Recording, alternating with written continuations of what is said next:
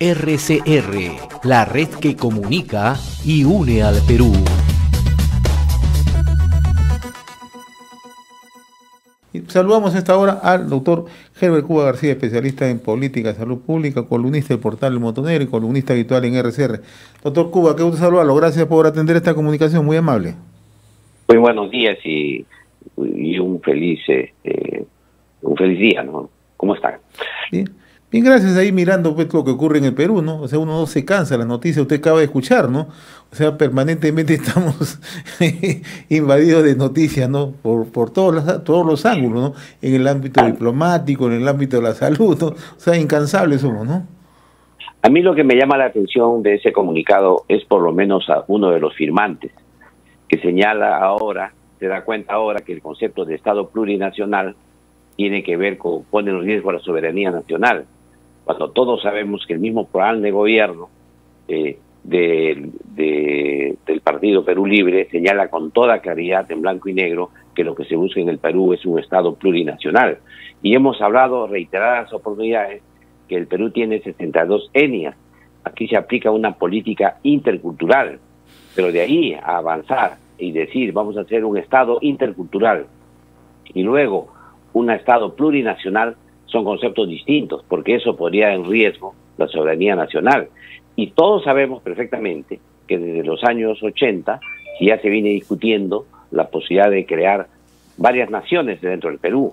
Una de ellas es la nación aymara, que toca un lugar sumamente importante que tiene que ver con 4 países. Tiene que ver con una parte de Chile, una parte de Perú, la parte de Argentina y el propio Bolivia, que ellos consideran que es una nación histórica, que hablan el mismo idioma, las mismas costumbres, y por lo tanto ellos tienen derecho a su soberanía.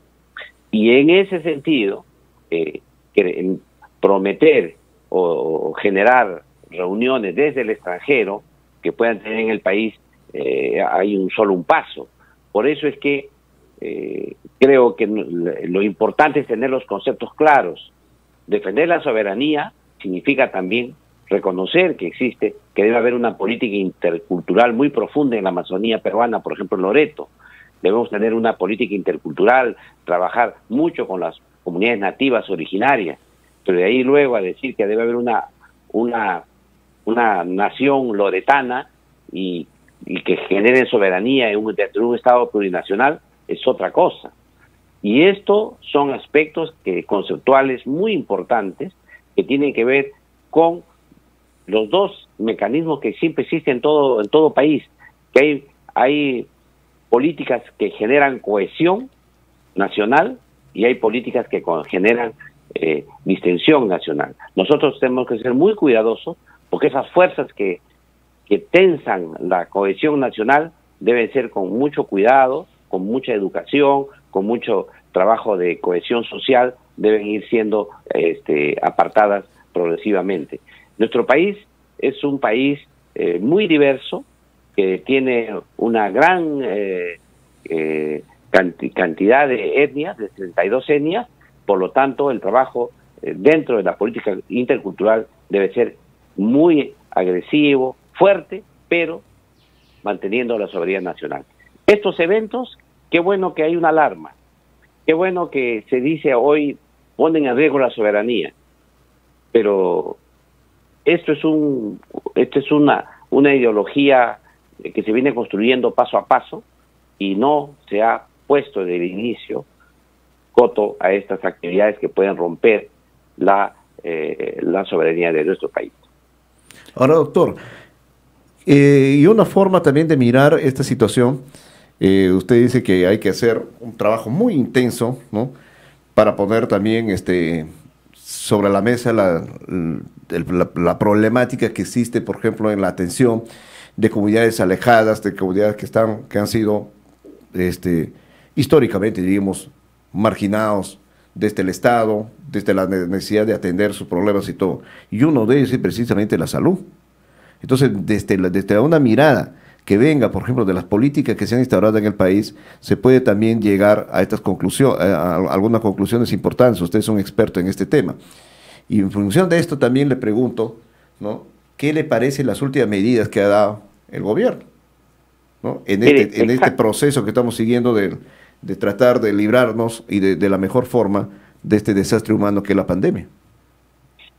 Lo que usted acaba de señalar es exactamente una de las grandes críticas que yo he señalado contra el ex presidente Vizcarra, el presidente Sagasti y ahora el presidente Castillo, en relación a toda la lucha contra la pandemia. Como es natural, ha sido una lucha contra la pandemia como si el país fuera uniforme, con políticas estandarizadas, con miradas muy homogeneizadoras, como que Lima, el modelo de Lima, pues es replicable en todo el país. ¿Y cuál ha sido la consecuencia? Que las comunidades nativas originarias, las poblaciones altoandinas, las poblaciones dispersas del país han sido dejadas de lado, a tal punto que el gobierno se jacta de haber llegado a un nivel del 70% de la población que ya está vacunada. Sin embargo, estas poblaciones nativas, hasta hace casi 30 días, no tenían ni siquiera el 10% de vacunación. Luego se han empeñado en tratar de avanzar en este proceso en estas comunidades nativas. Sin embargo, los dineros y los recursos se usan desde la capital de la República. Si no se hace una política de interculturalidad agresiva, masiva, si no nos damos cuenta que el país es diverso y aplicamos políticas diferenciadas en función a las necesidades de la comunidad, de la población, no vamos a resolver la cohesión social que el país necesita. El país es un país unitario según la constitución política, pero esa unidad tiene que ser construida desde la diversidad, y ahí viene el problema. Por eso es que ahora nos despertamos con una alerta. Esa alerta tiene que ver también, si uno revisa, cuáles son las coberturas de vacunación que tiene Puno. Y va usted a ver que Puno es una de las regiones que tiene la más baja cobertura de vacunación. Y si uno analiza Puno en su totalidad y uno va concretamente a la zona Aymara, uno se va a dar cuenta que ahí está aún las condiciones sanitarias peor. Por eso es que estas lecturas, estas medidas que dan de reivindicación, en el fondo son legítimas, pero tienen que ser encaminadas en la fortaleza del Estado-Nación, de un Estado unitario como es el país, y no en su ruptura, no en su separación, porque eso puede tener serios problemas para la construcción del bienestar de todos los peruanos. Ahora, se ha generado cierto malestar en gran sector de la población por las medidas últimas que ha dado el gobierno respecto, por ejemplo, al confinamiento que deben haber en estas fiestas, a las restricciones para los viajes, el desplazamiento y la concurrencia a sitios cerrados. Quisiéramos conocer su opinión como experto en este tema, doctor. Mire, primero vamos a hablar de los temas de sanitarios y luego vamos a ver los temas legales y constitucionales. Desde el punto de vista del impacto sanitario, no es importante el impacto sanitario. Simplemente que con este nuevo requerimiento van a ser favorecidos una vez más los sectores medios y altos de la población. Y los sectores rezagados en la vacunación, como son ahora lo que hemos comentado, las mismas comunidades nativas, las originarias, la población altandina, la población aislada, que se encuentra pues en lugares en villorrios de 300, de 500 personas. Esa gente que ha tenido dificultades objetivas para lograr acceso a la vacunación, esa población va a ser la perjudicada, porque en determinado momento no va a poder ejercer sus derechos constitucionales como ciudadano. Y no va a resolver el problema, porque el problema no está en el requerimiento legal de un carnet o no.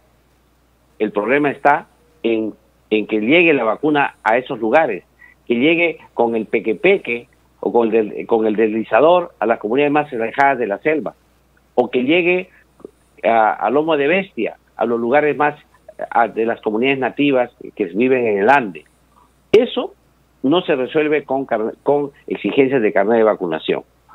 El segundo aspecto que también es importante tomar en cuenta, que el nivel de vacunación del 70% que el Perú tiene demuestra que nuestro país no es un país antivacunas, o los grupos antivacunas no son un grupo importante.